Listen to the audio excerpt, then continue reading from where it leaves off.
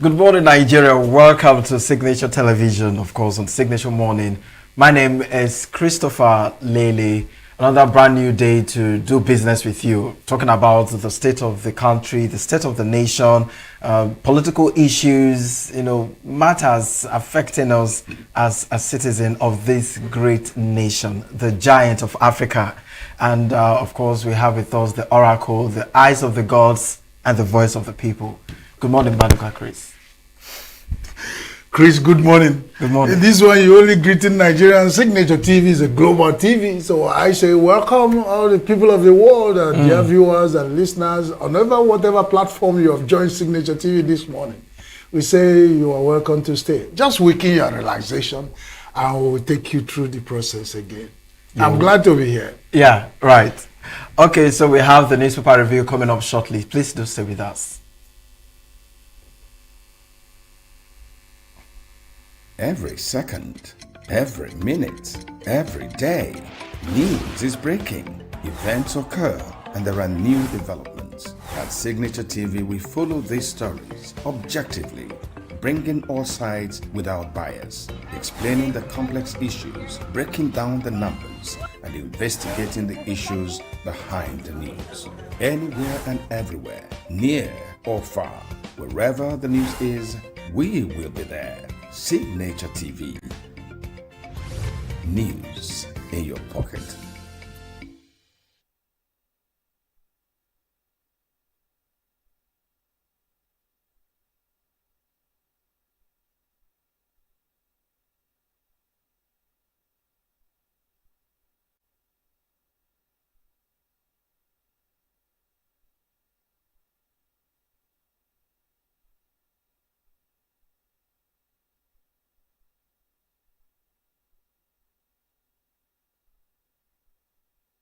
So yesterday we have the women WAFCON football yesterday, Egypt versus Nigeria, where the Women's Africa Cup of Nations had their game yesterday. Nigeria beat Egypt 6-2, and that was massive. What the men can do, the women can do better. Are now taking over. So don't underrate the women, right. Especially Nigerian women, and they've given us cause to believe that what the men can't do, the women can do it. So, and I've told you the proverb about when the egg breaks the pan kernel, the stone has to get ashamed of. So the men did same thing. The women are doing this, so yes. Kudos to the women. Yes. Kudos, guys. You guys are making us so proud, so proud. Congratulations, Nigeria women, for this very good one. Now we go straight to the first newspaper this morning on our desk, the Punch newspaper, and I'm starting off with the major stories on the Punch newspaper. The major story: NBA faults EFCC as Osun account freeze sparks roar. NBA faults EFCC as Osun account freeze sparks roar. Radhair says opposition accuses federal government of using EFCC to weaken Adeleke to 10 days to governor poll. Opposition accuses federal government of using EFCC to weaken Adeleke 10 days to governor governorship election poll. Election timing irrelevant. Suspicious transfers forced Osun account freeze, says EFCC as Osun governor kicks. Another story here, another radar here says NBA lawyers insists EFCC must obtain court order before freezing government accounts.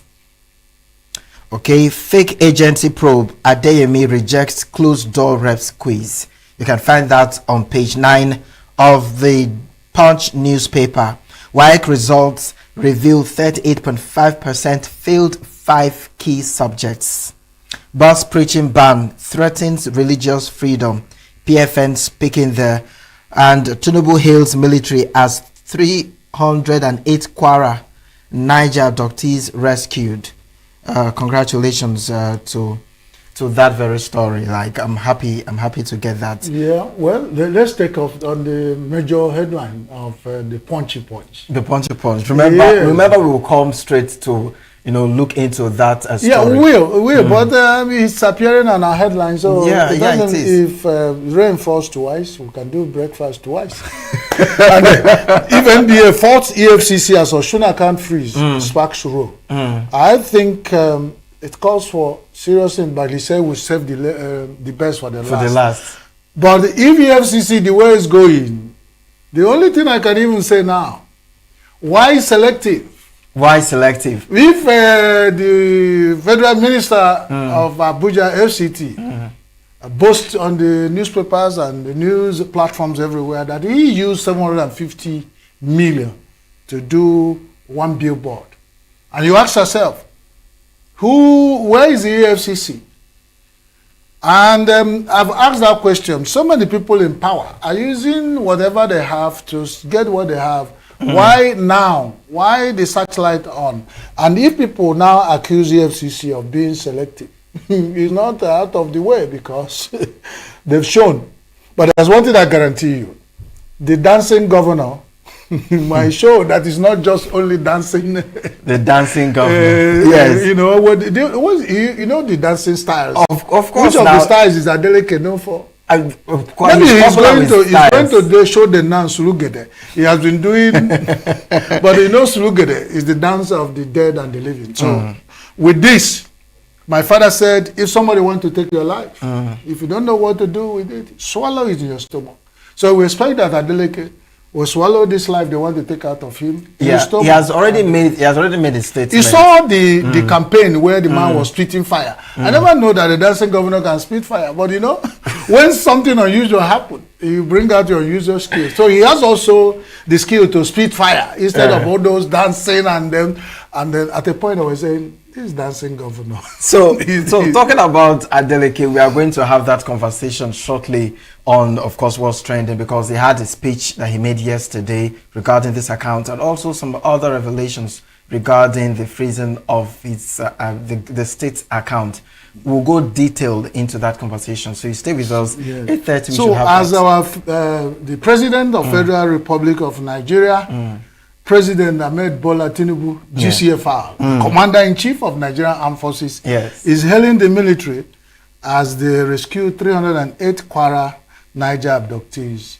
That's, like you said, you have reacted quickly to that. That's thumbs up. Yes. So we're expecting more rescues. Yes. Let's look towards Borno, Sokoto, Taraba, Plateau, Benue. Different states now. Where there are people still in captivity for a very long time. And then let's see what is good for the geese is good for the gander. Because I remember vividly that the Northern Citizens Forum, when the Oyo captives were rescued, they were also saying that the same energy, the same tactics that your military personnel put together to rescue these children and of course the teachers, put that same energy to other states. We have said that here and advised the federal government to push that strategy, because in development world, what you do is you replicate strategies that work. You don't invent the wheels. Maduka, are you not concerned? We are looking at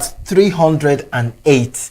I know these are numbers that we are used to hear all the time, but this is 308 it's massive. In Kwara and Niger. This is huge. It's huge. This is huge. And that will tell you, beyond the numbers, that will tell you the number of Nigerians who are either in captivity and those who have died. And we say this rescue should be rapid so that more people, more Nigerians cannot lose their lives in captivity. Because if you delay is dangerous, especially when people are in the hands of merchants of death.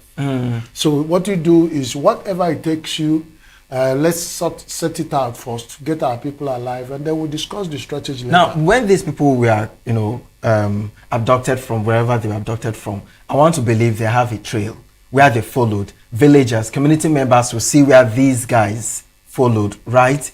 So why is it's always hard to locate them, to get them on time and rescue the abductees? The security and the people who have had that experience, if you interview them, you know that these people mean business. They are always on the move. They will pick you from here. Every 5 minutes, they are changing location. There are people who have come out alive that will tell you they have trekked for 24 hours. And some people are dropping dead, and if you can't move again, it's that you are killed or you are abandoned there. They keep moving. They don't stay in one place. So, and that is showing that the massive unoccupied spaces in Nigeria is still as massive as it is, because you can imagine the arid forests, and especially in the southwest where you have rainforest, where people are taken through the cross streams, pass through villages, go through, and they keep moving as they're doing the negotiation or whatever they're doing. They keep moving. And imagine that Nigerian telecom networks at times will not be available in some places. So you have to move and move until they get to where they can contact. But what happened is that United Nations and other United Nations agencies have said that kidnapping and terrorism and banditry in Nigeria has adopted technology, meaning that some of them might be using satellite phones. That will tell you how organized this crime is. Because you might be here depending on Airtel, MTN, to make calls. But these people with a punch on their phone, they can contact whoever they want to contact anytime, any day, you know, and they keep being in charge of what they do. And that calls for attention. Calls for attention because the Nigerian Telecom Services, the NCC, and the people who control our technology, NTDA, and all those people should look into this.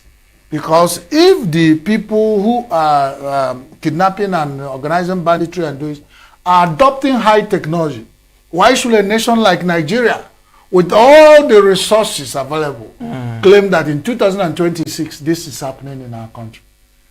It's somehow, you know, remember you made mention of the forest, you know, because these are places these guys dwell and carry out their activities. And it just brought to mind, you know, the different forest guards and recruitment that have been going on lately. And so if they recruit forest guards, for instance, the ENUGU state has been one of the states in the front line of recruiting large number of forest guards. That is the question. Good. Are they recruited to go around the coast city? Because ENUGU has also, you know, rolling hills that surround the ENUGU and all. And then behind every rolling hill might be a safe haven for bandits and terrorists. And then if we have the drones and the surveillance technologies, do they have limitations? And if they have limitations, it's high time is expanded so that, like one of the officers of the ENUGU state government sat on this desk to tell us that ENUGU state is supervised and looked through, you know, surveyed, and in a particular security office where the drones and the technology is having what they called, surveillance, pictures of every part of ENUGU. We want to believe that is true, and if that is true, we should put it to action. According to the story I'm seeing here, it says the federal government expands, this is not on the papers, that the federal government expands of forest guards initiative to 10 states trained personnel. So I'm yet to see ENUGU among these states. I'm seeing the last time we got information from ENUGU, they said they are in the training somewhere in southwest Nigeria. Because even the head of ENUGU State Forest Guard thing is also for the wisdom of Governor Ba.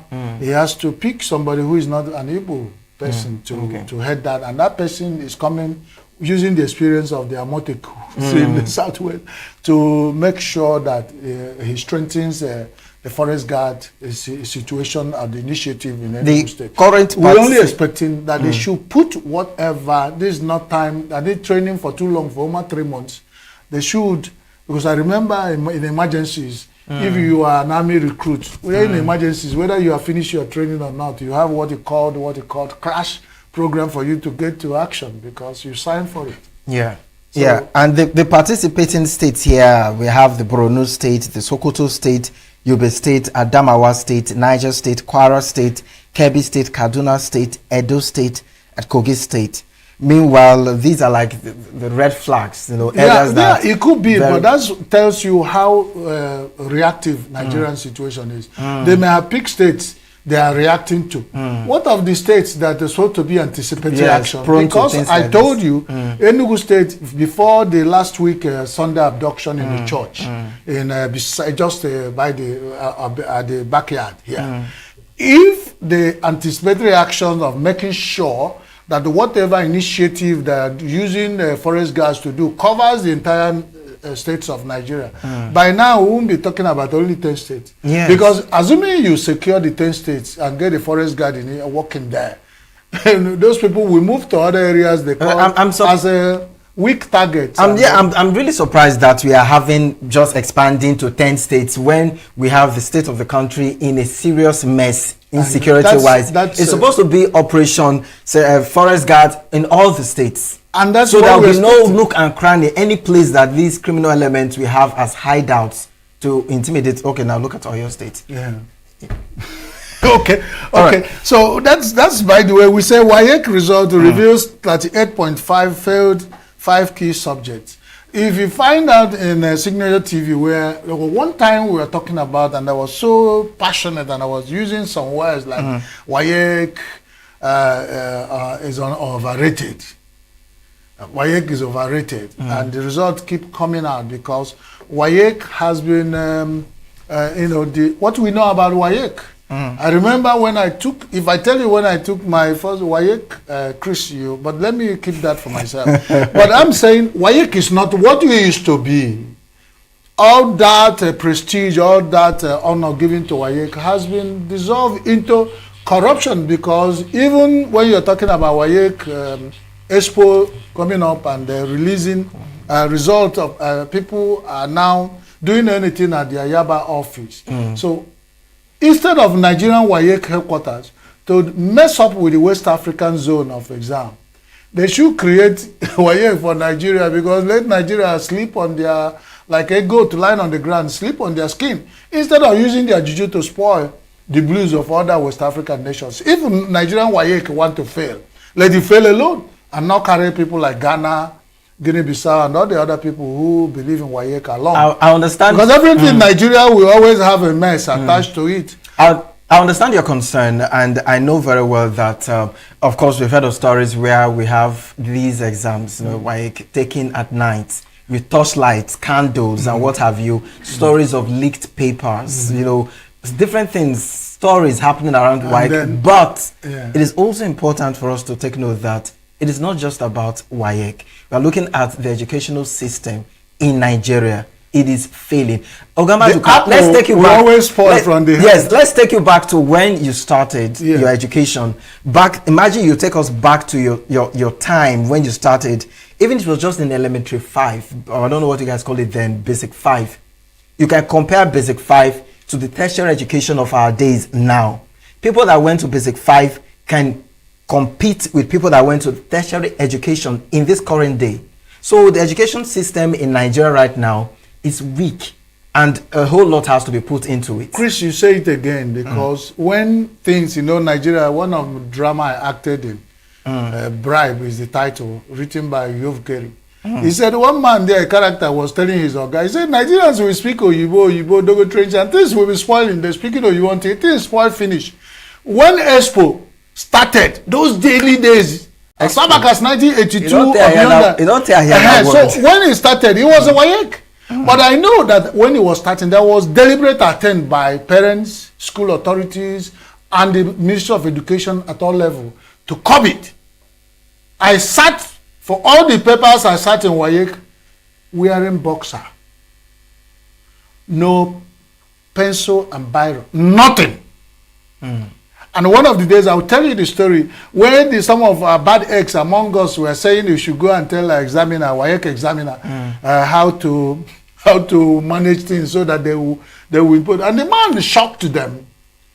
He told them, if I catch you cheating in my exam hall, I will teach you what I did in St. Patrick's Grammar School, Asaba, in 1965. I will teach you what I did in Dennis Grammar School in 1964. I will teach you what I did in Oruku Grammar. When the man said, I will teach you what I did in Methodist Grammar School, in 90, all the students dissolved, and they came to exam in boxers. and the exam went through, and we have our result. You don't hear our SIS result and all. These days, even the parents, we want to pay for the children to go to special centers. There was a time we had a very massive accident of children who were stuck in a coastal bus going for special centers. They all died. And let me say, without profiling, Edo State, Delta State has always been in the line of these kind of actions. And it's high time we begin. Like I said, Apple want to spoil it, start from the head. If we have messed up our educational system, we do not have anybody to blame. Every parent wants it cheap for your children. You will go and buy special centers, do things. Why wouldn't Guayek stop special centers? And most importantly these days, who is even sure that when children go to sit for exams, they will come back alive? We have heard of bandits and terrorists going to massively abduct children who have gone for exams. So a lot of things are pressing our educational system, killing it gradually, and they are waiting to put a nail on the coffin of education in Nigeria. Just like they've put in agriculture, put in health, put in... Now, if education goes and then look at every other economy will collapse like pack of cards along the line.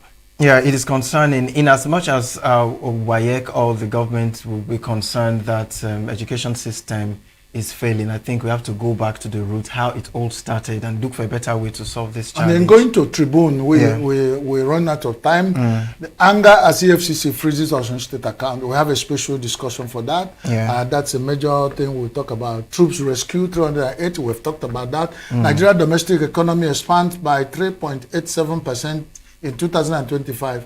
That's it. I get them before, no be property.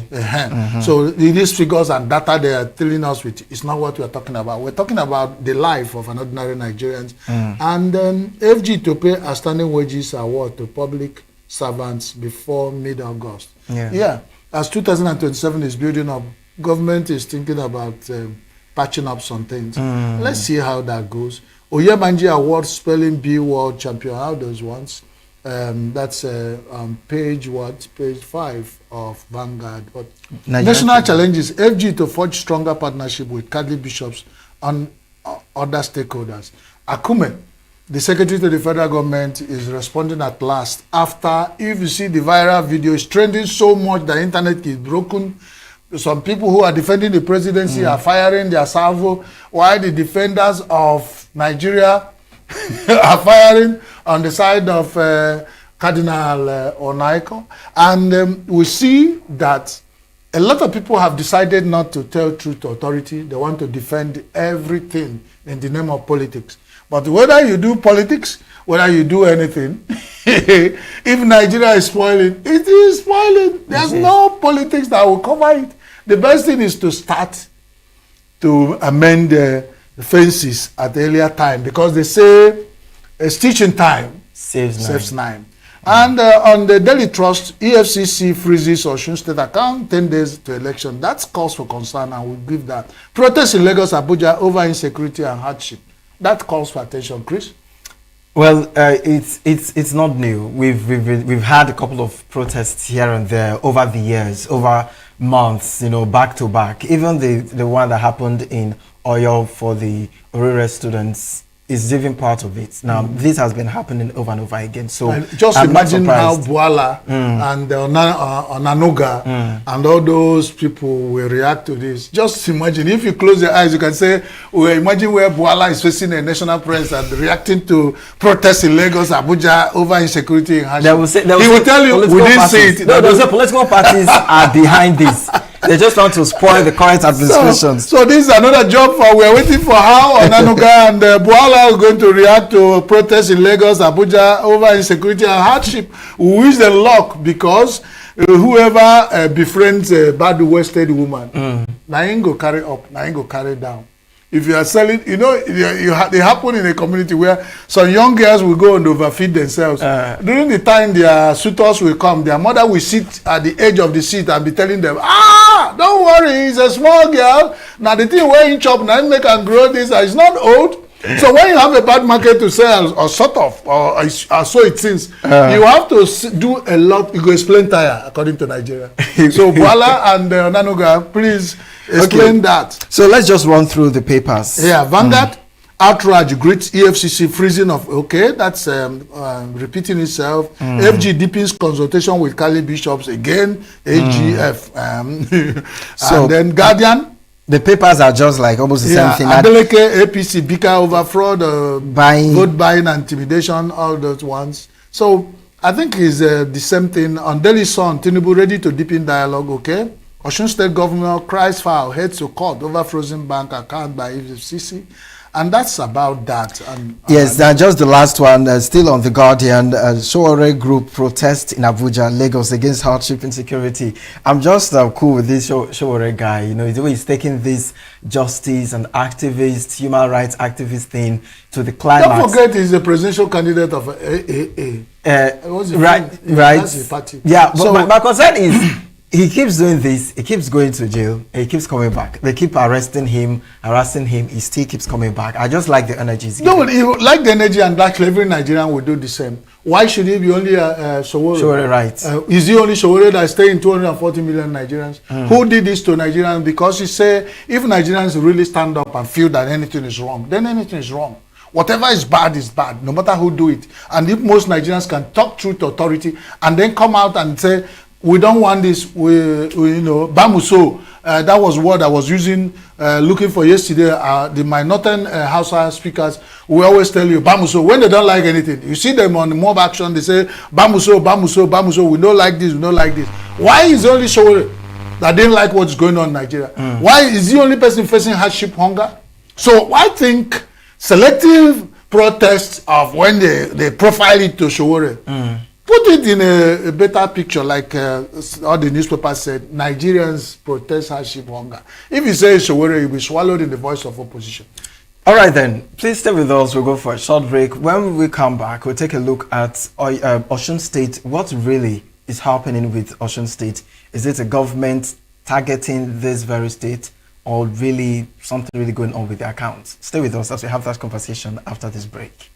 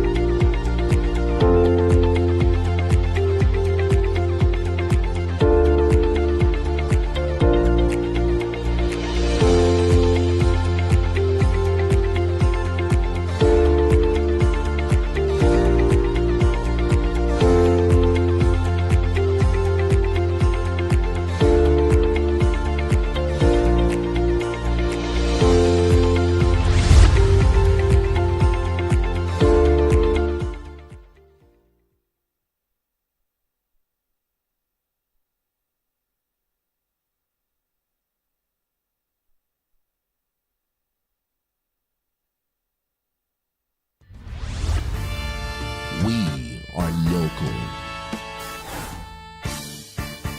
International communities observing why the main market is in chaos.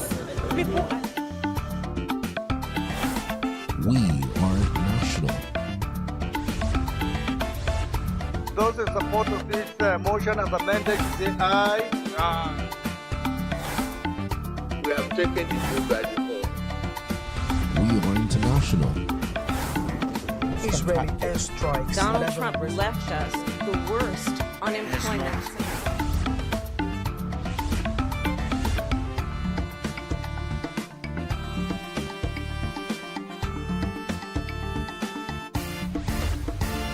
Signature TV, news in your pocket.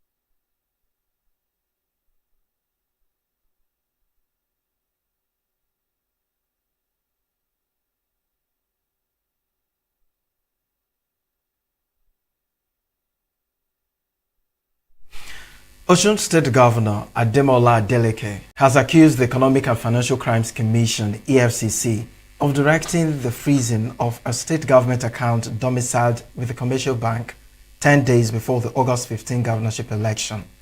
The account, reportedly used for the payment of workers' salaries, was allegedly placed on post-no debit status by the anti-graft agency, according to documents cited in reports on the development. The allegation came hours after the state government, in a statement on its official website, raised concerns that the EFCC was planning to freeze the state accounts and those of some top government officials. Speaking on the matter, the governor said the state government had received a letter from its banker informing it of the EFCC's directive. Governor Adeleke on Wednesday challenged the chairman of the Economic and Financial Crimes Commission, Mr. Ola Olukoyede, to explain why he directed that the account of Osun State government be frozen. Adeleke, who spoke to journalists at the Osun State Government House, described the move as an illegality that is turning the country's democracy into a huge joke. The governor, who said EFCC's action was taken without any court order, declared that the action of the anti-graft agency will not stand. Let's take a look at what he said. You are aware of constant police raids and arrests of ACOT leaders for no reason and without any warrant of arrest. Several ACOT members have been killed and 60 ACOT members have been arrested and taken to Abuja and detained without any charges. All this intimidation and attacks were carried out on the order of Boyega Oyetola over an election his candidate cannot win.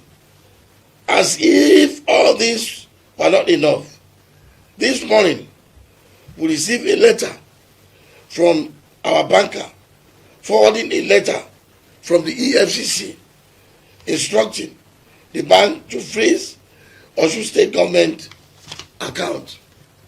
This action was taken without any court order. We are supposed to be in democracy, where the rule of law must always prevail. We will therefore not accept any situation where federal agencies trample on the constitutional right of subnational governments. This is a threat to democracy. If we all keep quiet and allow this illegality, very soon, whatever is left of our democracy will be fully eroded. All I ask is for the EFC chairman to explain to the good people of Osun State and to the Nigerians in general why he froze Osun State government account and show proof to support whatever reason he presents.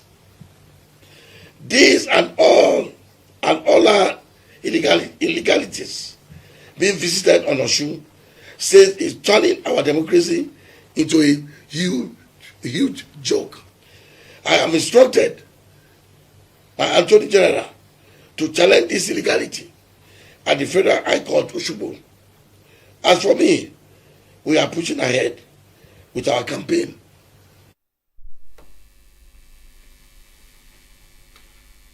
Responding, the Economic and Financial Crime Commission has explained why it froze the bank account of Osun State government, saying the action was taken to prevent the alleged diversion of public funds despite the state's August 15 governorship election.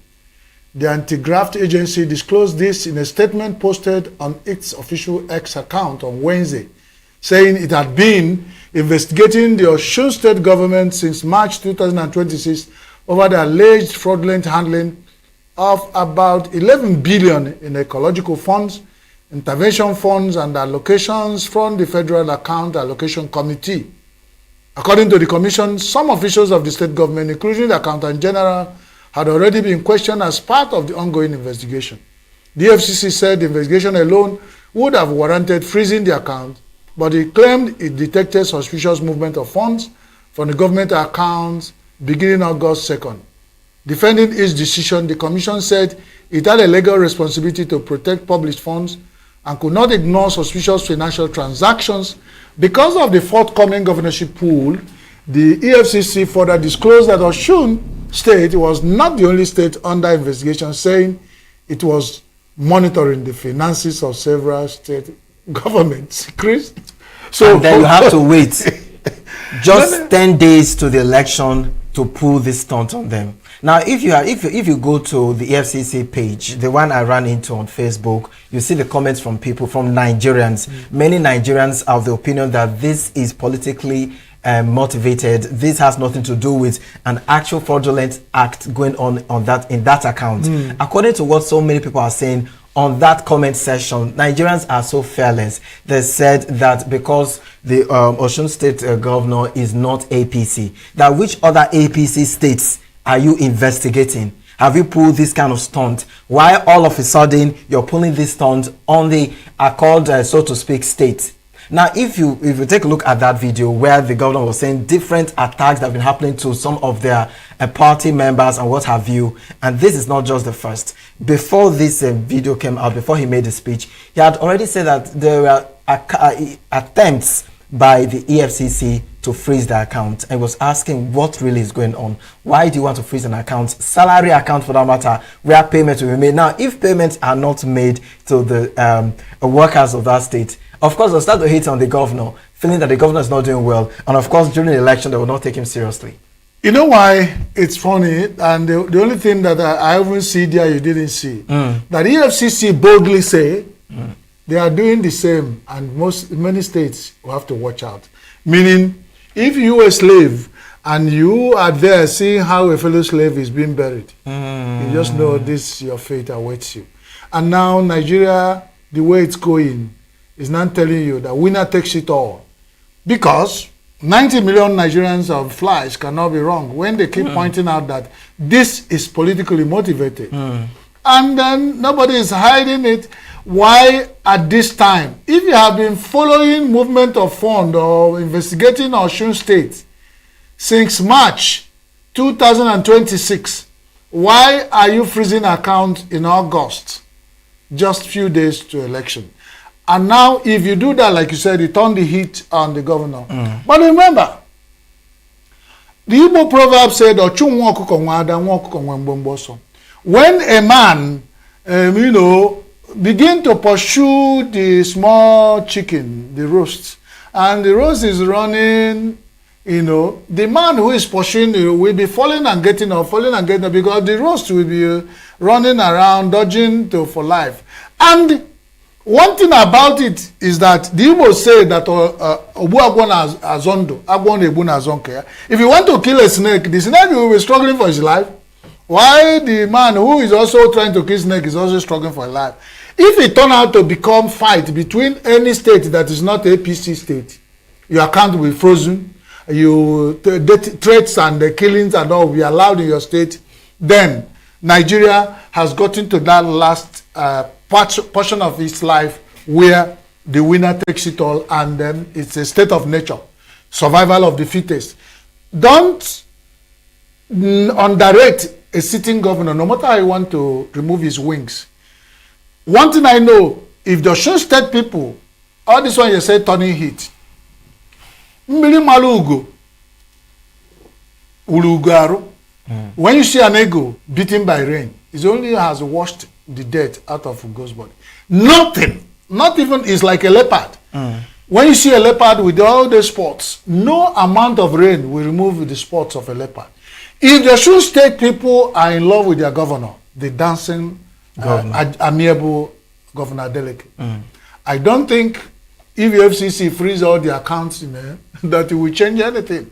You only put the man in an underdog situation. And most times, Nigerian people don't play with an only underdog. Whenever they clearly see that somebody is being treated as an underdog, their emotions, passion, and empathy is directed to help that person. And that is what they are trying to do to make the dancing governor not just a dancing star, but a political star. Maduka, it may interest you to know that the Tinubu's spokesman shares this EFCC statement defending Osun account freezing. A special advisor to President Bola Ahmed Tinubu on information and strategy, Bayo Nanuga, on Wednesday shared the statement defending its decision. That is the EFCC statement defending the decision to freeze the bank accounts belonging to Osun State government ahead of the 15 gubernatorial election in the state. Onanuga reposted the statement on his verified X account less than an hour after it was issued by the commission. Chris, where is the excitement coming from? Yeah, why are you doing this? You know this will attract attention. You know people would feel like EFCC is working for the government. Why involve yourself? EFCC has already done their job to post on the platform. Why go ahead to do this? And another thought I also have in my mind is I believe many Nigerians are having. Now, if the EFCC in quotes said that since March last year, they've been working on different accounts, why not start from your own? Why not start from APC? You know why I'm saying this? So that many Nigerians will not feel like you're taking advantage of the opposition parties and states. And now let me tell you why most people working for the president of Federal Republic and the central ruling party are demarcating the party.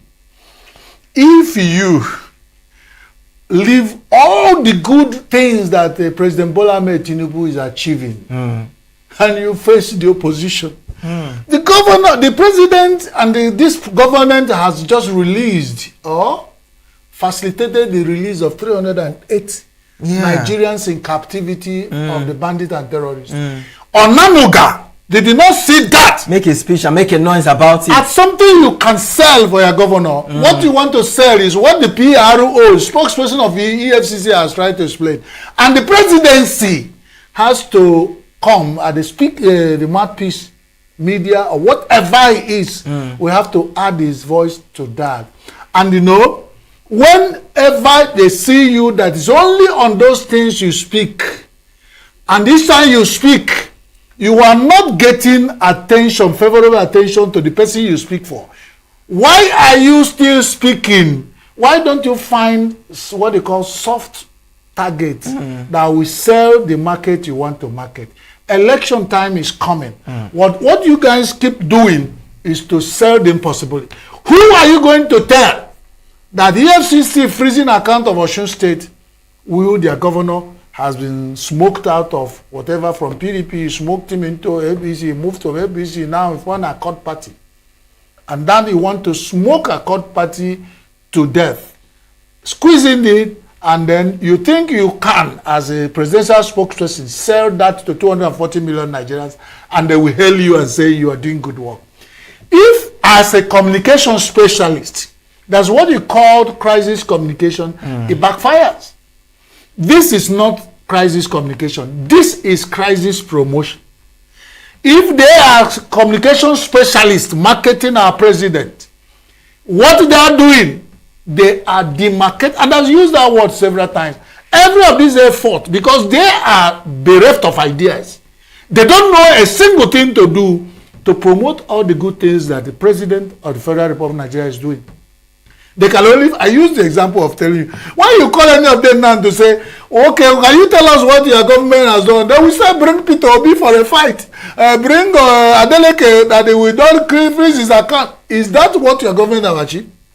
It is. The government, for the last 3.5 years, have made some achievements. But the people they put around there, with all the benefits they enjoy in sitting in one place, are just opening their mouth, pulling out things that will keep this bringing negative attention to their government. I think the government, the president will have to look back into the PR team that he has with him, because they're not really doing him a great job. You already know as a Nigerian that people will put fingers will be pointed at the presidency, for instigating this. No. Even if, let's assume, let's believe, many people would believe that this has nothing to do with the president. He may be taking stray bullets here and there. But as somebody related to the president posting this on your platform, what message do you think this will tell to the people? Mind you, we also have Oyo State, where the governor wanted a UN probe for what happened to the kidnap victim, and the president was against it. And now this other one is just giving the impression that any state that is not APC state cannot have their way to do what they want to do.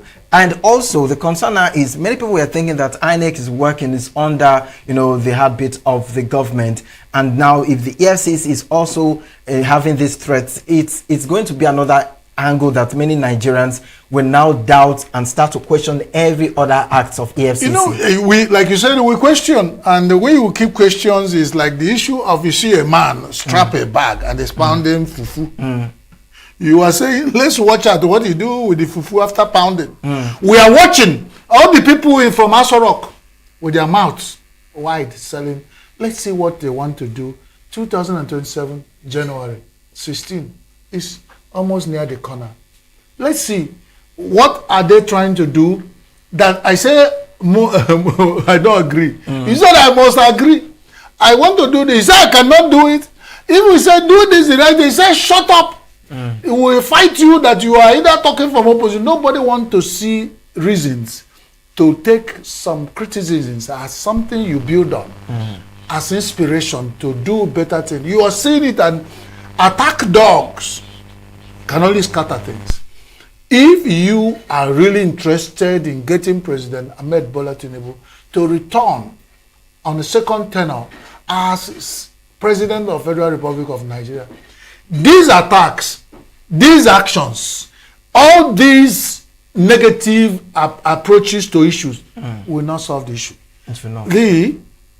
I said, you can not tell a man how to eat his own thing. This is their turn. The presidency told them, the president himself said it is his turn. This is the turn of all the people in Aso Rock and the APC. Whatever they do with their turn, they remember tomorrow. But if you underrate a lot of things, thinking the carpet might be pulled under your leg, and you find that you are sitting on top of a bomb. And when it explodes, nobody knows who will survive. That's why you need all these things happening now should have served as, triggers of what need to be tightened. Find the presidency trying to release, use that, sell that. The presidency trying to increase the salary of army. Use that, sell that. Instead of going to freeze account of an opposition state governor at this time, 10 days to election, and you want to say that from Aso Rock, with that, ask yourself, every communication has a purpose. What is the communication that Onanuga is selling to Nigerians going to achieve?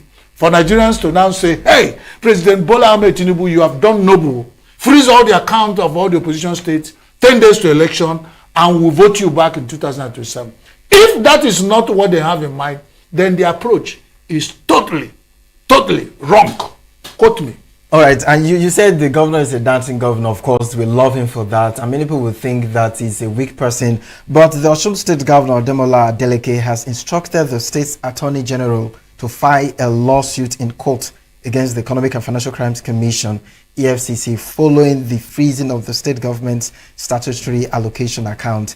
And of course, this is going to be like another mini battle. But we just hope this will not affect the election that will happen on the 15th of this month, right? So the people talking for the presidency, have they thought about this? Have they thought about how Osun State gubernatorial elections will be affected? Have they thought about how the Osun State people are feeling? Have they thought about how the rest of Nigerians feeling about their security? Have they thought about when you say this is democracy, that some Nigerians will now have, of course, begin already thinking that this is not working out. That we have, like people will say, entered the one chance vehicle. This is not Nigeria. It's really sad. We even NBA, many legal lenses have condemned but this act. I'm hoping that the NBA will come off full out. Now that the new president of NBA has visited Aso Rock, is now, if they do it, by the way, the Southwest, if it goes back to wide West, the rest of Nigerians will pull out at this time, because like when the Southeast came with their whatever they did to destroy their economy or what people felt they did, nobody responded. So if the Southwest can as well deliberately or indeliberately bring wahala to themselves, and then like that pigeon jingle, that those days they've not born you there. On FM radio in Port Harcourt, he said, "Now you go take your head carry am. If you do what bad, now you go take your head carry am." Those are the days when Taina money those jingles that Port Harcourt, that FM, that radio moved some things that defined Nigeria at that time, but we don't forget about it. If you do bad, you do for yourself. If you do good, you do for yourself. All right, and that's it on that this morning. We have an interview with a doctor, someone that will be helping us to understand breastfeeding. You know, breastfeeding is everybody's business. It's a man's business as a father and as a husband. It's also it's everybody's business. I don't know how will come back guys looking at me. Each time you talk about breastfeeding, your face begin to be with blessedness. We are talking about breastfeeding of babies, and it's exclusive breastfeeding. Oh, the theme of this word breastfeeding as well. This one you begin with the men, the husband has been. You left the mothers and start with this. I think you are suspicious. I'm suspecting you, Chris. I think it's important for us. But you always look at you as a gentleman. I am a gentleman, but I think we've just breastfeeding. It starts with the women, yes, the mothers, then it can trickle to the husband. Yes. The way you started is like it's the husband and mother and the men that are at the center of breastfeeding. Please. So we talk about it when the expert comes. Yes, we are coming back to have this conversation with the experts. Stay with us to learn one or two. Don't go nowhere.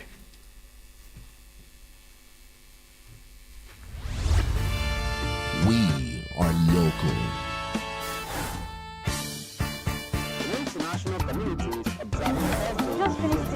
Why the main market is in chaos. People are... We are national. Those in support of this motion as amended, say aye. Aye. We have taken the vote by default. We are international. Israeli airstrikes. Donald Trump left us the worst unemployment.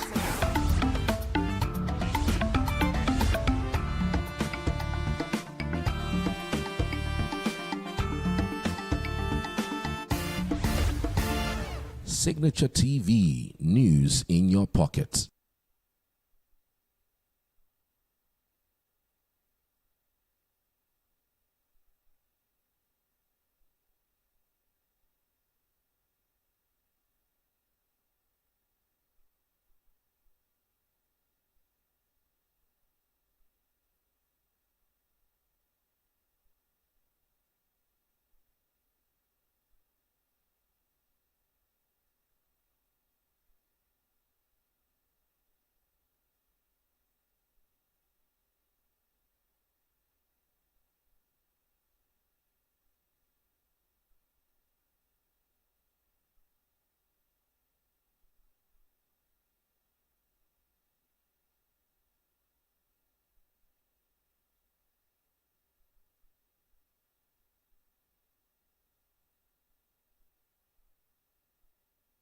Every second, every minute, every day, news is breaking, events occur, and there are new developments. At Signature TV, we follow these stories objectively, bringing all sides without bias, explaining the complex issues, breaking down the numbers, and investigating the issues behind the news.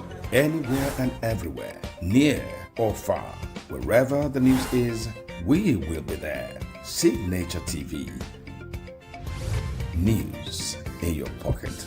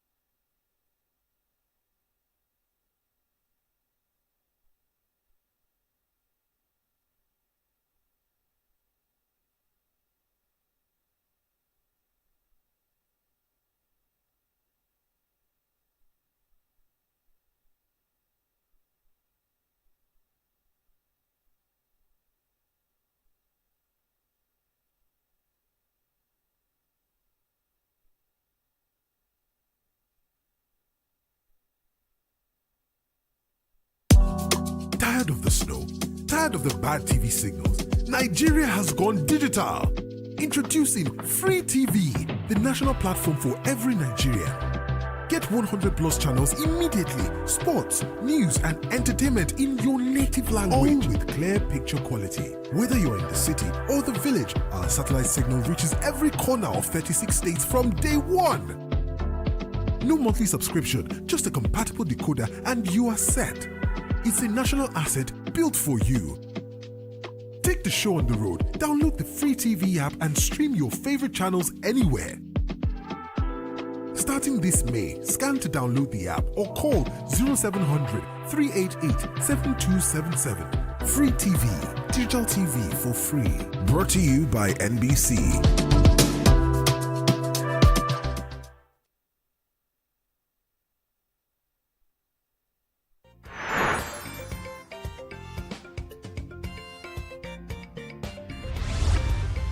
Signaturetv, news in your pocket.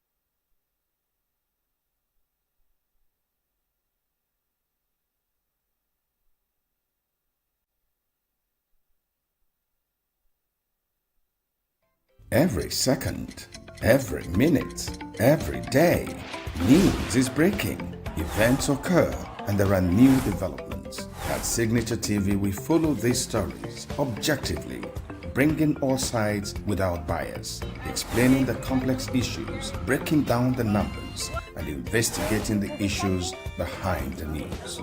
Anywhere and everywhere, near or far, wherever the news is, we will be there. Signaturetv, news in your pocket.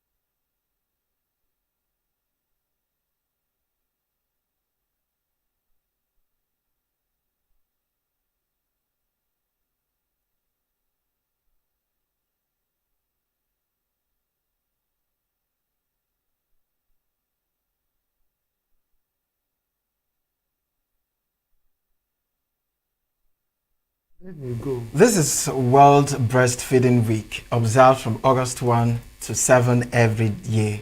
Now, the 2026 theme for World Breastfeeding Week is Breastfeeding for a Sustainable Start in Life, Strengthening What Works. Feeding an infant only breast milk for the first 6 months of life is a foundational pillar for child survival and human capital development in Nigeria. It is called exclusive breastfeeding. According to data highlighted by UNICEF Nigeria, breast milk acts as a child's first vaccine, providing critical antibodies that protect against life-threatening childhood illnesses like diarrhea and pneumonia. EBF is instrumental in preventing malnutrition and stunting, a condition that currently affects a staggering 37% of Nigerian children under 5. Furthermore, it stimulates optimal cognitive, physical, and mental development, serving as a high-return investment in the country's future economic productivity. For mothers, breastfeeding accelerates uterine healing after childbirth and significantly reduces the long-term risk of breast and ovarian cancers. Then let's also look at the reality, current exclusive breastfeeding rates in Nigeria. Only 36% of Nigerian mothers strictly practice exclusive breastfeeding. Just 42% of newborns are put to the breast within the crucial first hour of birth. Practice rates vary heavily by location, ranging from as low as of 12.5% in some rural or displaced communities and up to 57.4% in Lagos State. To throw more insight on this for a better understanding and clarity is our guest this morning. Yes, and our guest this morning is going to discuss exclusive breastfeeding, the imperativeness, and the challenges for Nigerian mothers. Is an expert in the area, and we are glad to welcome Mrs. Chioma Emilia Odo. She is the Chief Medical Educator, the Department of Midwifery, College of Nursing Sciences, University of Nigeria Teaching Hospital, Ituku, Ozara, ENUGU. Madam, you're welcome.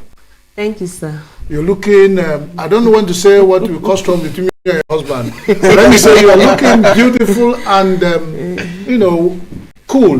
What's the secret, ma? I was exclusively breastfed and I breastfeed my children. Wow. Wow. Okay, ma, the theme of this year's Breastfeeding Week is breastfeeding for sustainability as the first point of action for every child. And that's where we got involved as a station, because the figures that came from UNICEF said less than out of every 10 Nigerian children, only about 3 are exclusively breastfed. Let's look at that data. What do you think?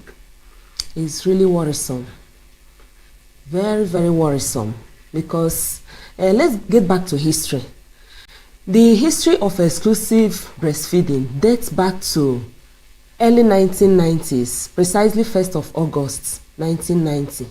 There was a declaration known as Innocenti Declaration, and it was made in Italy, Florence, Italy. And why this declaration? It was observed that many children were no longer being breastfed, and it resulted to a lot of infections, diarrhea diseases, and the pneumonia. And then it also led to increased rate of mortality in children. So World Health Organization, in collaboration with UNICEF, had a meeting in Italy in 1990. So where they adopted breastfeeding for the child, the concept of exclusive breastfeeding, meaning that a child should be exclusively breastfed from the first instant from birth till the child is 6 months. Then not just that, after these 6 months, there should be complementary feeding, but breastfeeding should still continue till the 2 years of life of the child. Together with other complementary feeding. So it's because of the advantages that World Health Organization have seen about exclusive breastfeeding that they made this declaration. And so many countries of the world have actually adopted this exclusive breastfeeding. But it's a pity and very worrisome that in Nigeria, despite the high rate of knowledge and awareness, it is still not practiced. That we have about 30-something% practice of exclusive breastfeeding in Nigeria. And that's where my question was coming in next, because we have this awareness already. We've talked about this. Imagine us having a week just to sensitize and create awareness for breastfeeding, unlike other days that we just have a day. Yeah. But this is a week, 1 to 7 days, and yet people don't practice it. What do you think could be the challenge or the reason for most Nigerian parents? I know it's not just a Nigerian thing, but let's bring it home. Why do you think they are not practicing it? I think there are so many factors that lead to this poor practice of exclusive breastfeeding in Nigeria. For instance, sociocultural factors. We have a lot of myths and misconceptions concerning breastfeeding. So many people feel that immediately the baby is born, that the baby is thirsty. And you begin to ask, who told this baby, how did you know that this baby is thirsty? And research has shown that the breast milk contains about 80-something% water, just water.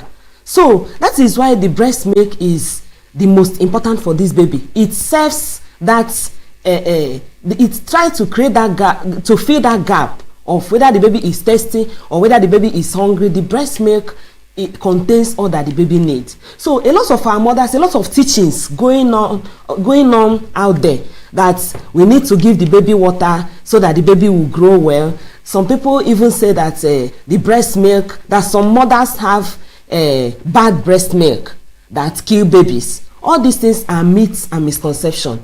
Then in the family too, many times mothers are not supported to breastfeed. You see many families, the husband is not supportive, the woman is stressed out. The woman that's newly put to bed need rest, needs adequate nutrition, needs good hydration, to take a lot of fluids and a lot of nutritious diet so that she will have adequate breast milk for the baby.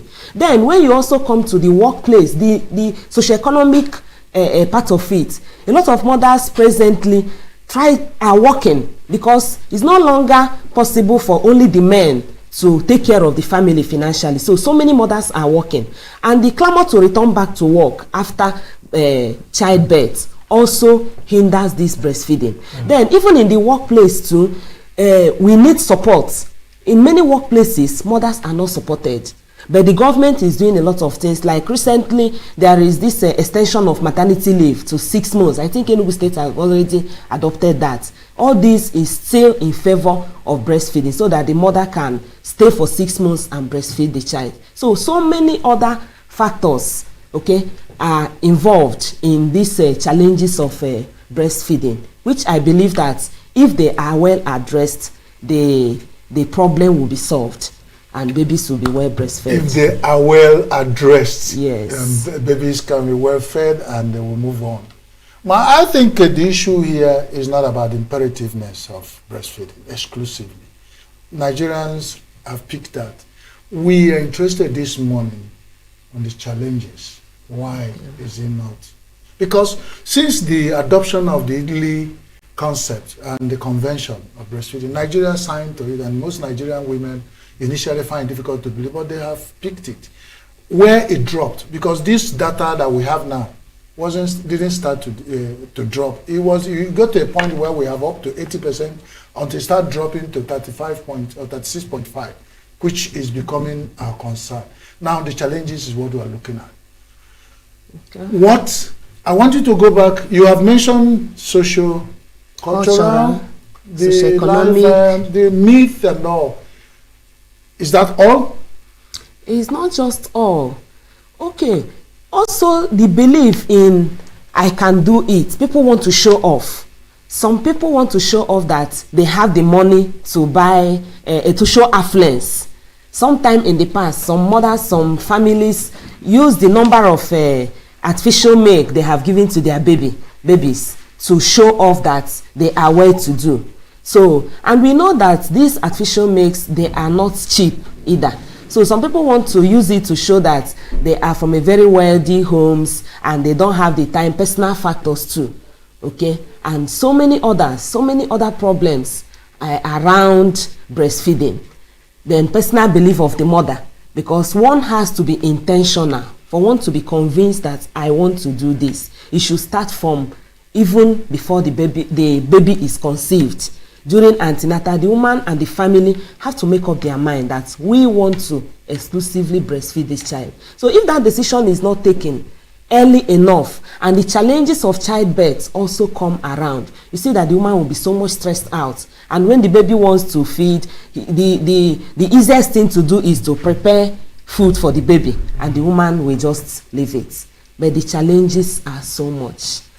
But while we are still looking at the challenges, let's also look at the conception. So that's the concept. Why would people, not want to go into 6 months straight breastfeeding? Most of them will feel like others do 1 month, 2 months. They've heard of other parents say that I not to breastfeed, but I don't do exclusive or just 2 months. My baby is strong, and they feel like I can do the same thing with my baby too. After all, other mothers are doing it.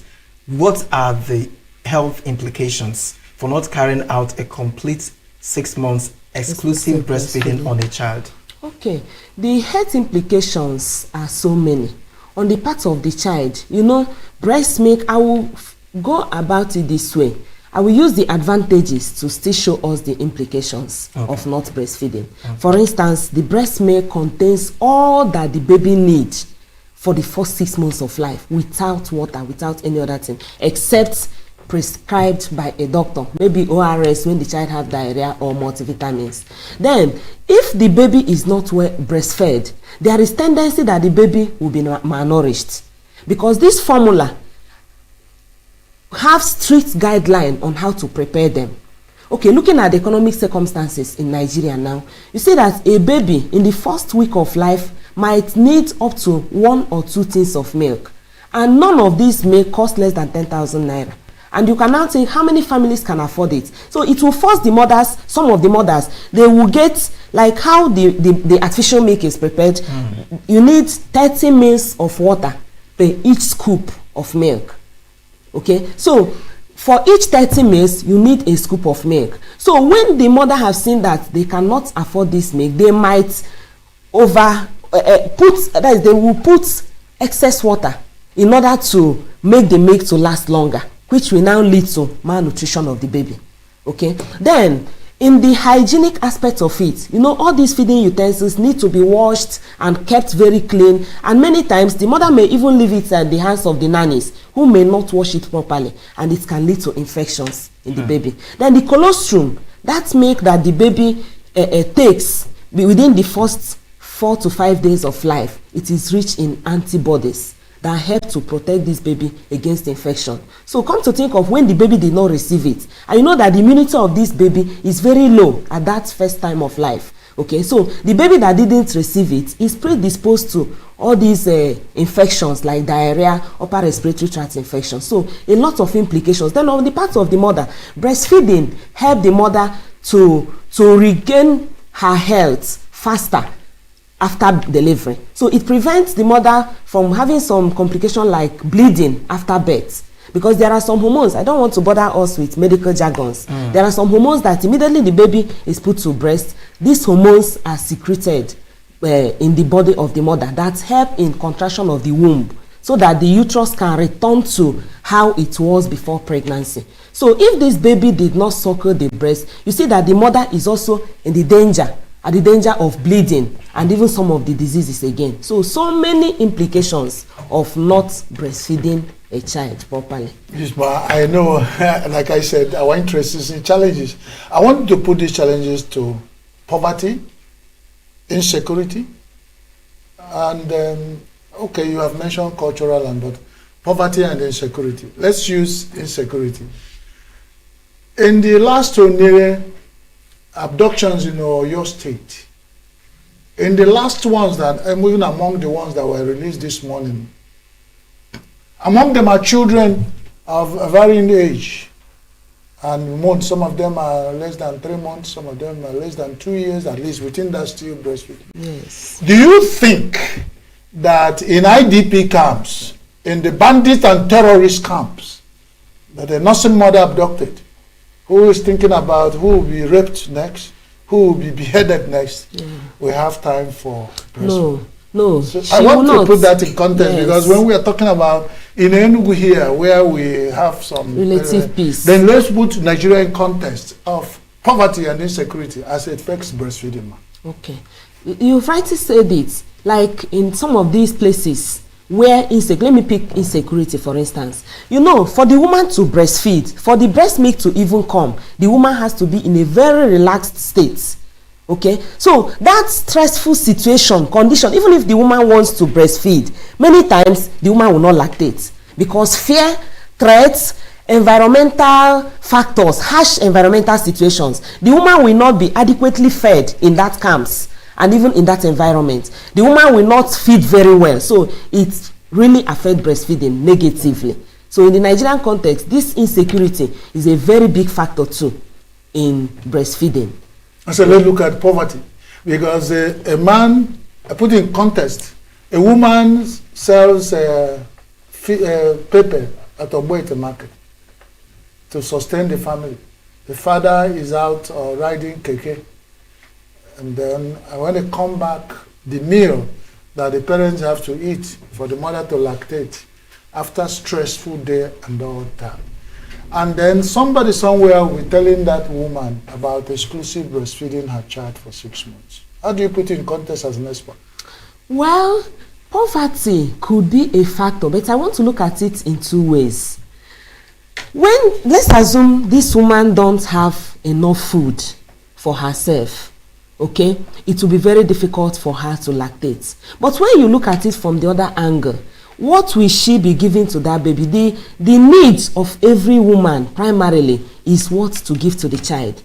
And this breast milk is enough for the child. If the woman is not feeding well, it will affect lactation for real. But it is still better. It's still better for the woman to manage resources and see how she can eat and breastfeed the child, because it is more expensive not to breastfeed. It is more expensive not to breastfeed because definitely the woman will find something to eat and find something for the baby. But instead of looking for that food for the baby, trying to bring or whatnot for the baby, she can bring together those resources and use it to feed well in order to give the baby breast milk. Because when the implication comes, it will not be good for her, for the baby, and even for the family. Okay, so let's look at the myths and the facts, surrounding breastfeeding. People have different thoughts, different ideas about breastfeeding. Can you help us to clear some of those myths with facts? Okay, I've said in the beginning that some people say that a baby need water. They just manufacture it in their head that a newborn baby need water, but it is not really true.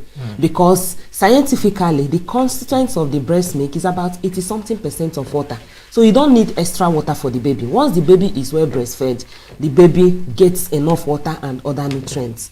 Then another myth is that some people say that some mothers have bad breast milk, that some breast milk kill babies. And they even have heard somebody say that you express breast milk, put an ant into it, and the ant will die.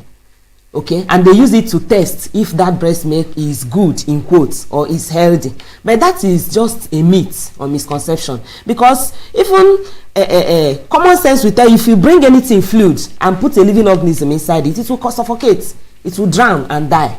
Okay, so it's just a myth. So breast milk, more than 90-something% is very safe for babies.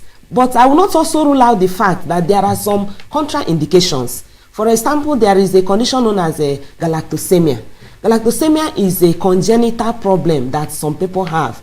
They are not able to produce, their body is not able to produce an enzyme that is needed to digest breast milk. It's called galactose, the sugar found in breast milk. So, but that one is a rare condition that will be diagnosed medically. Okay, so only in some condition like that you say that breast milk is contraindicated, but not with all these myths and misconceptions. Some mother-in-laws will come and say that the baby need water to clear their bowels before the baby starts eating, but that is just a myth, because that colostrum, the first breast milk that is thick and yellowish, is rich in content for what the baby needs at that first instance of birth. So many other myths and misconceptions. So remove the myth. Chris, I know you're interested in this discussion. So if you removed all the breasts that kill ants and the one that Madam said, you save us the jargon of the one that doesn't digest sugar in the breast milk, put them aside. Madam, the myth that is looking at when some people that hold strong to this myth, they will tell you, when you were born, were you exclusively breastfed?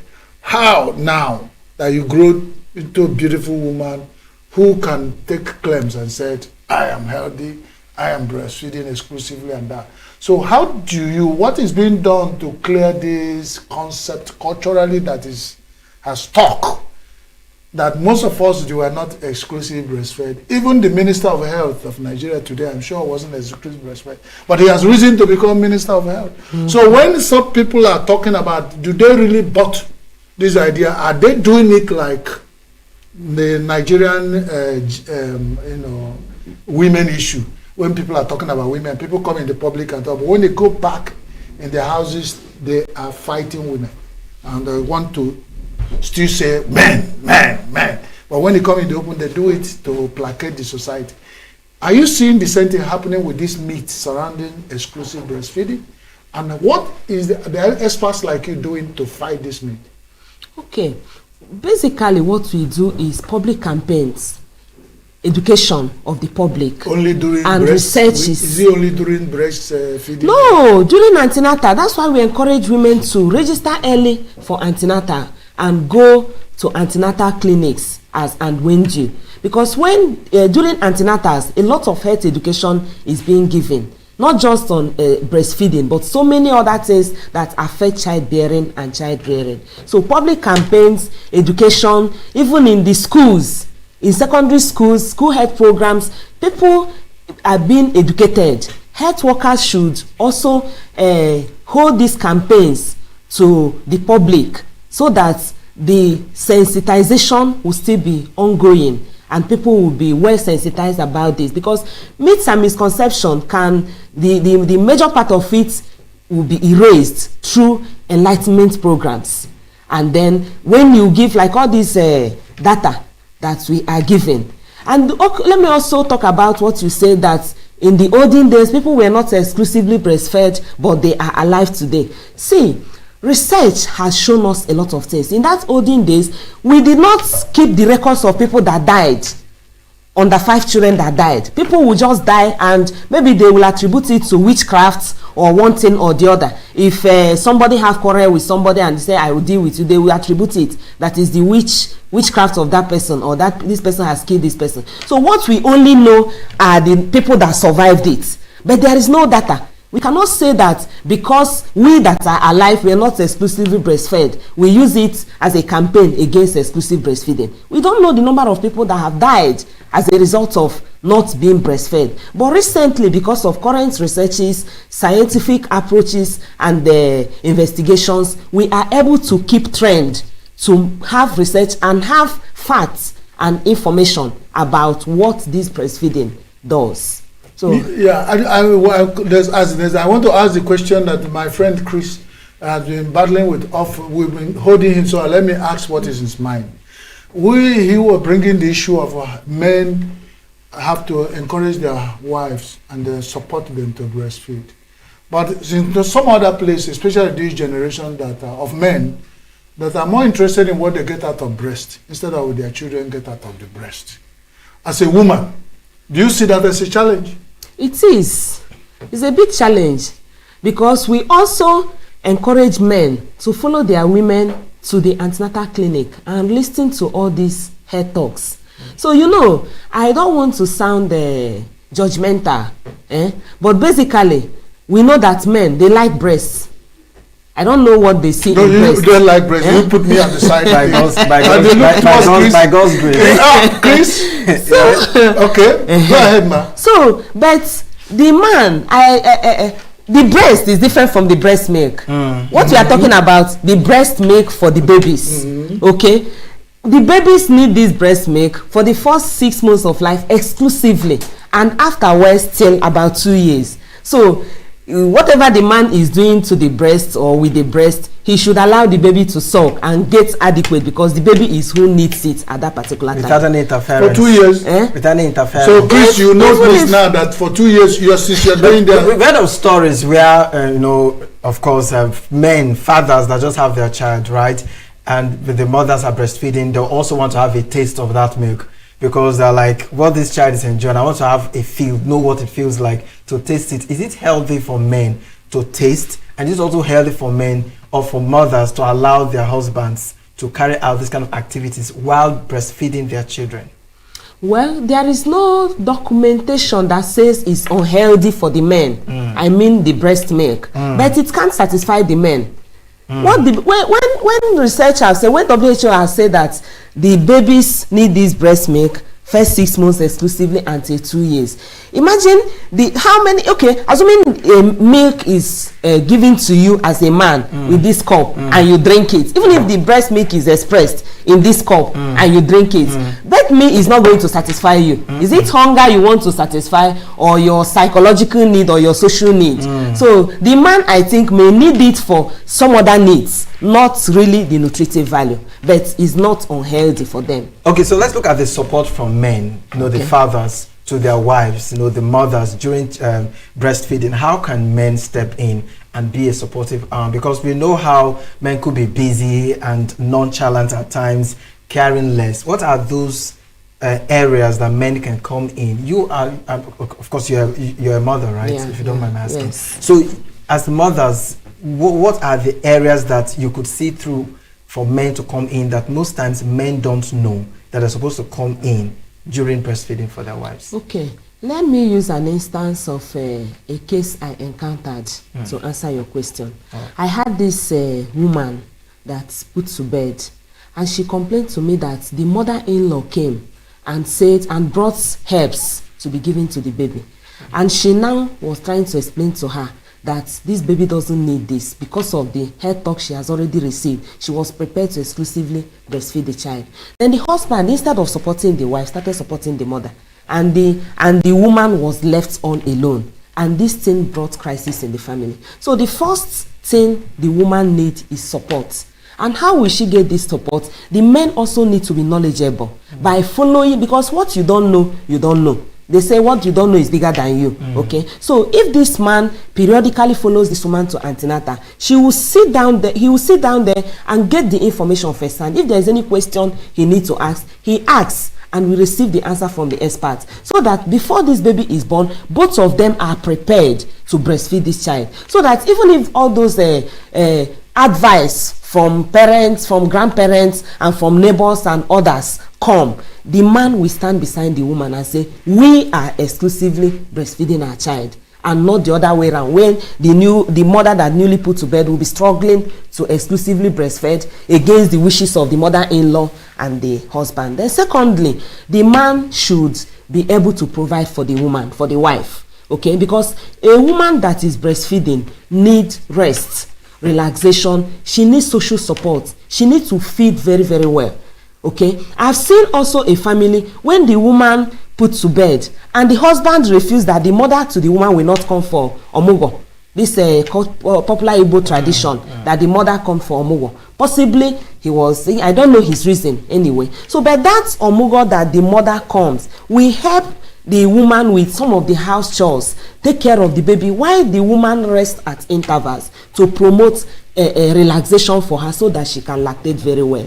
So these are some of the areas where the man needs to How about the food? What kind of food should the wife be taking at that period to lactate well, and have a bouncing child? Basically, balanced diets, but more so fluid diets.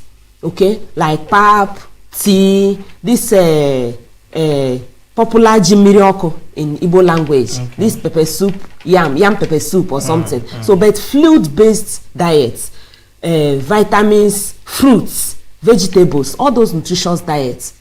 So when the woman takes all this, she'll be able to lactate well and produce more than enough. Research have even shown that even mothers that give birth to twins, if well prepared, can still breastfeed them exclusively if all the support is there. Chris, you have heard it. In your village, you do exclusive hub for children at the first part of their life. So the expert have told you, you don't need to start with herbs. You need to support your... Madam, as we are rounding up, we just need to talk about so many challenges, so many things expected the women, their families, and in this particular time of life, where the government come in, because most families cannot afford these things. Like you said, if a man cannot allow the mother-in-law to come for Mugu, part of it might be economic wahala. Mothers don't come for Mugu for nothing. So some of these challenges, do we see government only churning out data? Experts like you telling us, this is exclusive, this is what you do, support. Who supports the men to support the women? Well, the government, let me also comment, there's something you said about it is, well, it depends on the tradition and where people come from, because the woman also going to the daughter's house that she put to bed carry all sorts of things, all sorts of food nutrients. In fact, in some tradition, once somebody's child is pregnant, is a very big burden for the mother, because she will start preparing all the things that she will use to go for the omugo. So there is no strict rule that they must give the woman back this number of things, except where some tradition, affects that. But I also want to say that people should have their family culture. And I know that traditionally, no woman would want her daughter's marriage to go into crisis. Okay, so the intention should always be to encourage this newly delivered mother to see that the child and the daughter and the family is well taken care of and are healthy. So if the family can still give the woman something while she's going back, fine. But I also want to also say that women these days are no longer housewives. In many families, the women also provide financially. So I don't see any reason why the man should say the mother-in-law should not come. Many families, the woman even provides up to 50% or more of the family income. So I don't see any reason why the husband should prevent the mother-in-law from coming for Mugo because of finance. So like the mother-in-laws are quickly acquiring bad image. Some of the Gen Z mother-in-laws come in and they want to take over the husband of their daughter. Do you, in your challenges to exclusive breastfeeding, consider those social malaise because we used to have values that are changing over time? We have had issues, social media and all that.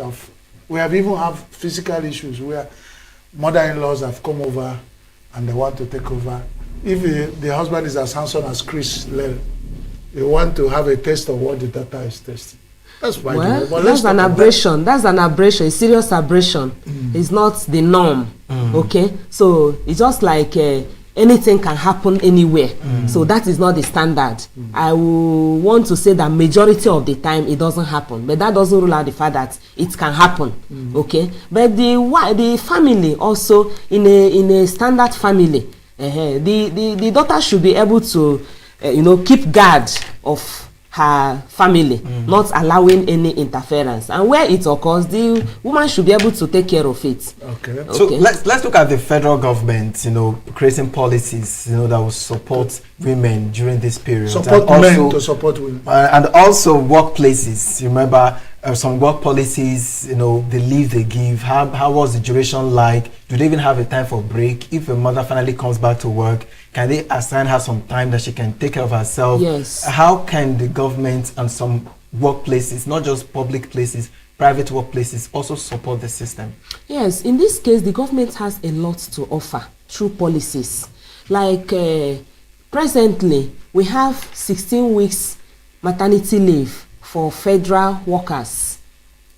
We have 16 weeks maternity leave for federal workers. Then some states have started extended maternity leave to 6 months. Okay, there is also some move to give the fathers some break when their wives put to bed, in order to support them, to support the mother. Like you were asking me how the government can support the fathers to support the mother. Okay, so they give paternity leave about 2 weeks, so that the men could also have some time to take care of their family during this period. Okay, then through policy also, the government can put some penalties on private establishments that refuses to give maternity leave to mothers. Okay, the government can give penalty to some private establishments that refuse to adopt this innocenti declaration, because it's a standard worldwide.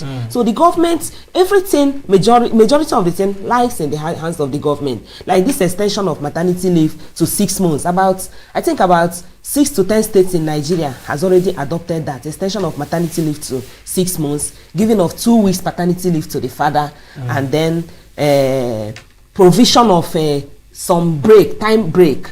Like there's something they call the IYC, that a newly delivered mother comes to work, 2 hours to dismiss her, she'll be allowed to go, so that she can have time for the mother. Then building of crèche and employing staff to man the crèche in some workplaces, so that if the new mother doesn't have anybody to take care of the child at home, she can come to work with the baby, keep the baby in the crèche. When she's on break, she can go there, breastfeed the baby, cuddle the baby, and go back to work. It promotes a lot of relaxation. But policies have to be put in check, and I think Nigeria is on it. Policies are to put in place where government have not provided for private organizations 6 months for women, 6 months for paternity leave for man. And then when you talk about, in some organizations, you find that women, some of them want to employ them. They say, for the first 1 year of your employment as a young woman, you cannot become pregnant. Because when we are putting out all the challenges against women when it comes to, this is also part of it. How do you react to that? It is very wrong. It is very wrong, because deciding when to give birth, when to conceive, when to start a family is an exclusive right of every human being. It's a human right. So I don't think anybody has the right to stop anybody who is legally married to conceive because of work. So in that area, I think the government can also assist in that area. Okay, so with the exclusive reason that this is a new mother, or this is a woman in the reproductive age, and then the workplace will say, do not conceive exclusively for 1 year or more because you are being employed. Personally, it is very, very wrong, and it's even against human rights. There is stigmatization of traveling in public transport, and you're sitting near a breastfeeding woman as a man, and the baby want to be breastfed. Most people feel very uncomfortable. There is this moral, psychological, cultural issues attached to a man looking at a woman breastfeeding, or a man, that kind of thing. Is it part of the myth? Is it part of the challenges? Is it part of the issues that we need to talk about? Yes, it is, but we should see it from the point of view of that the child has it as a right to be breastfed anytime, anywhere.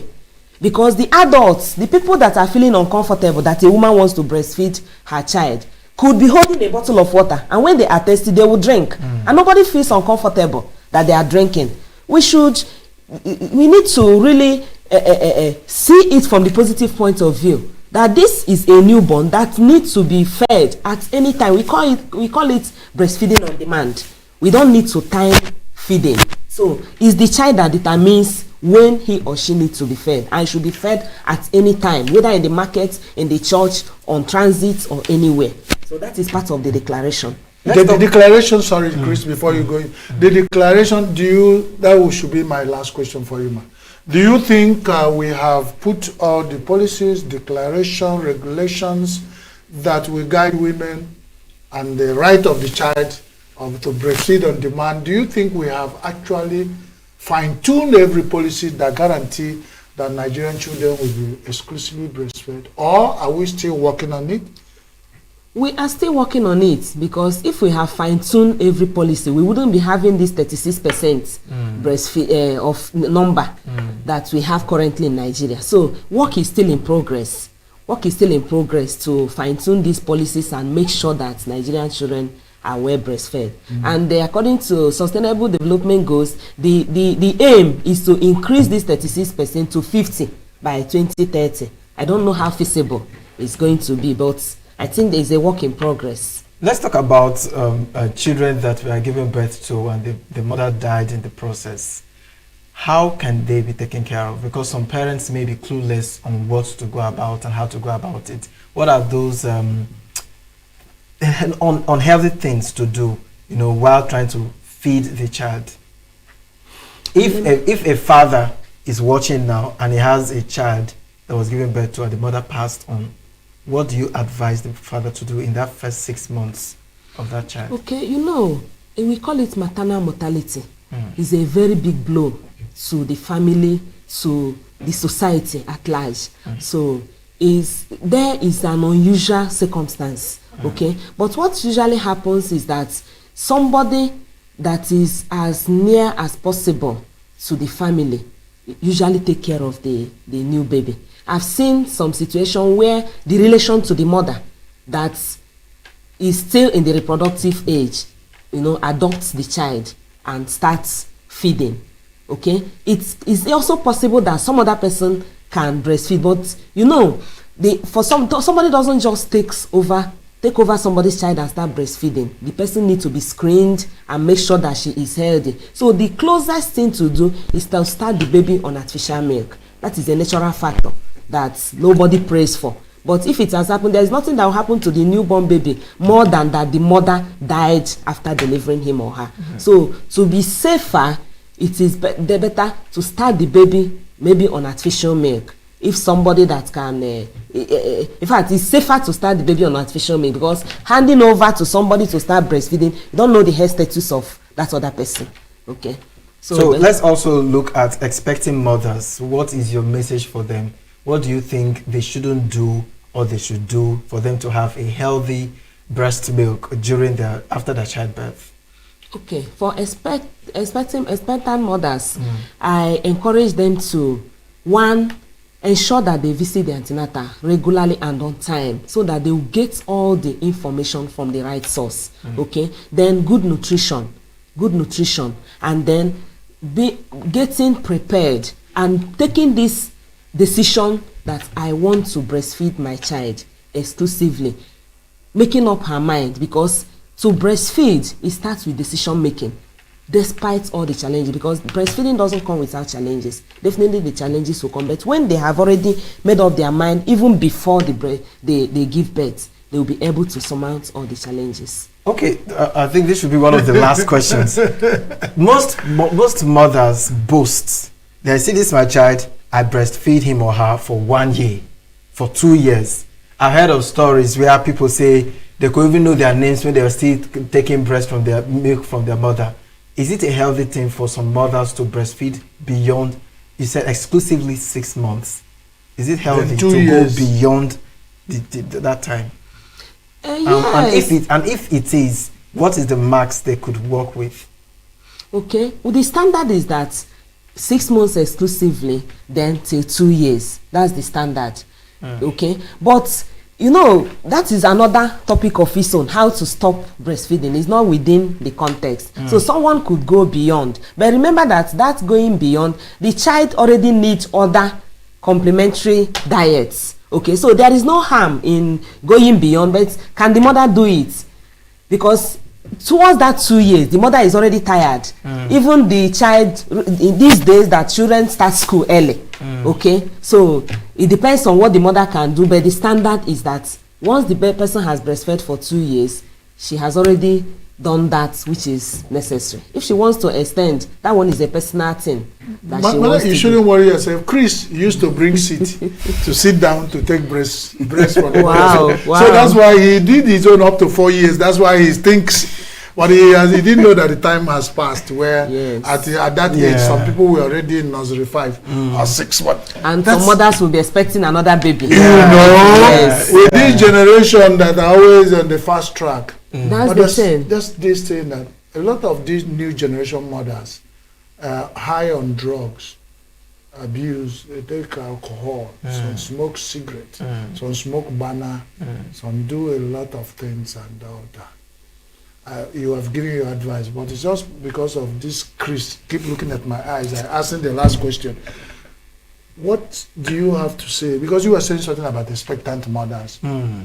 What are the things you build up so that even when you're a mother, you have a healthy breast to give out?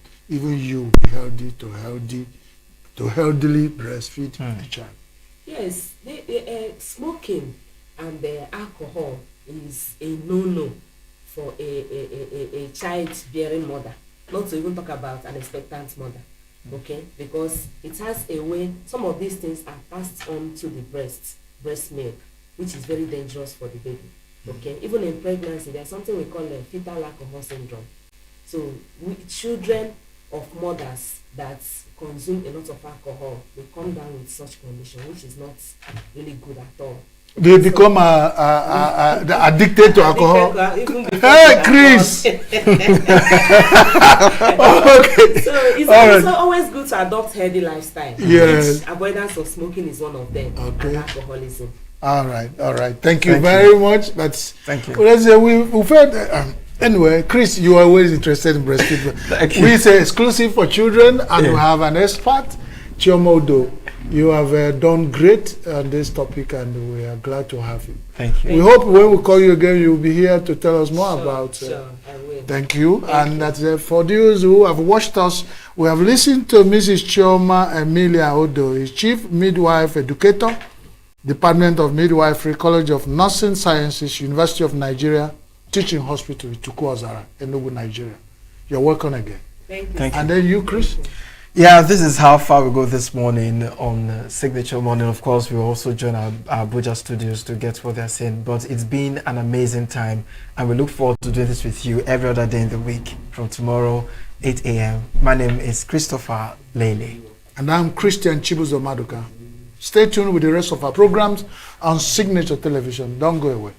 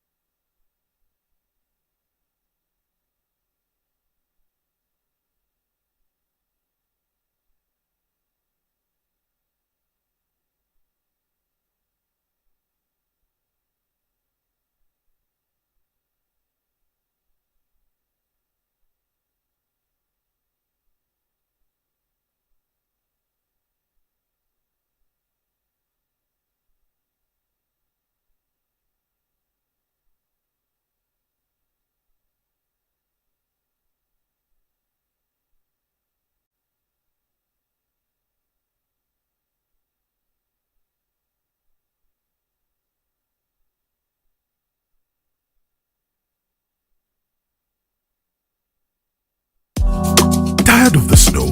Tired of the bad TV signals? Nigeria has gone digital. Introducing Free TV, the national platform for every Nigerian. Get 100 plus channels immediately. Sports, news, and entertainment in your native language. All with clear picture quality. Whether you're in the city or the village, our satellite signal reaches every corner of 36 states from day one. No monthly subscription, just a compatible decoder and you are set. It's a national asset built for you. Take the show on the road, download the Free TV app and stream your favorite channels anywhere. Starting this May, scan to download the app or call 0700 388 7277. Free TV, digital TV for free. Brought to you by NBC.